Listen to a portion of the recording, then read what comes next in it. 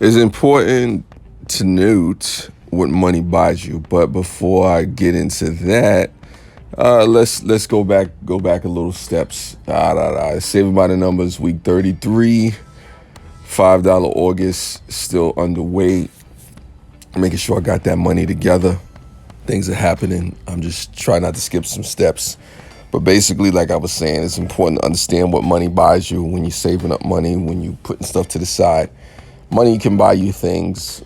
Money, gets you resources. It gets you access to things. It gets you, political influence. It gets you into circles. It gets you into meetings, into places that you probably normally wouldn't get because of your ability to put things together. I think it's important to understand, one of the most important things that money will buy you at times is time. Money will buy you time to do things, the ability to afford to be able to, like I said, go on vacations or take time to recover or go through medical procedures, get yourself together, just take time away from, the hustle and bustle of life. Why am I talking about all this? Why does this even matter? I mean, because a lot of times when you tell people, okay, you should save your money, you should put yourself to the side, you should, organize or allocate money for different things. What most people don't realize is that you're buying yourself time. You're putting yourself in a position where you can afford to do things because of money that has been allocated and put to the side for certain things where you don't have to worry about that, because it can become a nuisance to try to do things in the moment. Like if I wanted to do something in the moment that needed to be done, then I have to scramble and get the money together if I don't already have it. Now, if you already have the money to the side, if you already have the money set up and strategize for certain particular things, then you don't have to waste your time trying to rally and fundraise to try to get stuff done, things that you may want to do, things that you may need to do, and so on and so forth. Like I said, this is important to understand because when you're putting money to the side, it's not saving money just for the sake of saving money. If you're doing that, then it's a waste of time. Then maybe you shouldn't be saving money. Maybe you should just spend your money and live free, die hard, however that goes.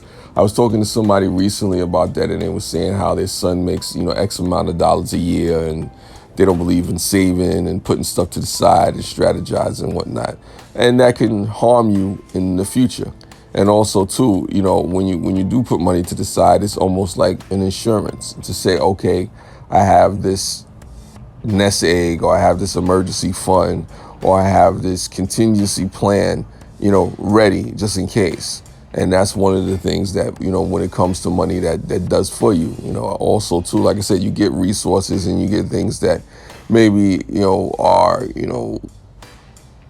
I guess they fade, they're disposable items. Like I said, I don't like this disposable income argument, but you have, intangible things that money can do for you, as a resource. Money can be an intangible resource depending on you knowing how to use it. A lot of people don't really know how to use money. It's that we make money, we spend money, and that's that. We get more money, and then that's that.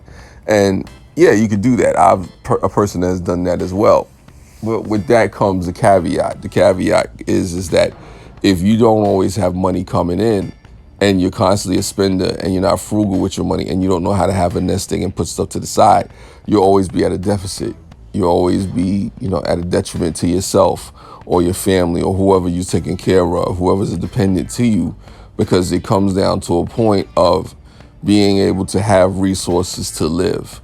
And money is a resource. Money is a resource that buys us a lot of different things. Now, if you know how to barter, then you don't have to worry as much about that. But even still with bartering, you have to understand the value of things, the value of what you're exchanging things for. If I do here, and you know how to fix, leaky pipes, or, if somebody knows how to cook, you can exchange, goods and services for goods and services based upon your skill set.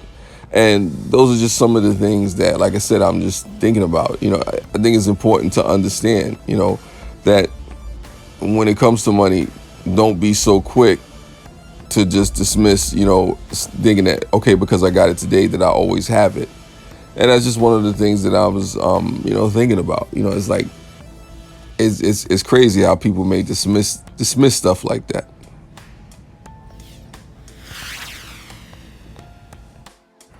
not to get too long-winded and too preachy, because I don't want to make this too long. It's important to respect what the money does for you. I'm not saying love money, as in the Bible it says the love of money is the rule of all evil. So I'm not telling people to love the dough and all that other crazy stuff.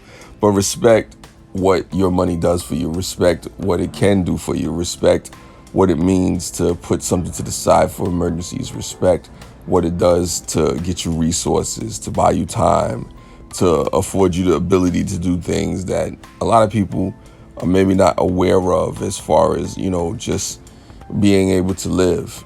And for some people, they say live comfortably, but it is a convenience. Money is a convenience. Money makes the transactions more convenient, because not everybody understands bartering.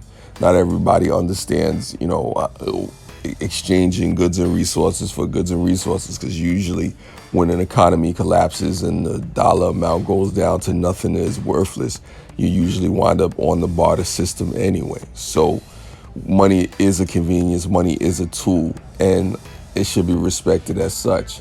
But with that being said, I see you on the flip side. Thank you for listening. For those people following along, a $5 August, week 33, saving by the numbers. I think this has been productive. You may carry on with your business, talk amongst yourselves.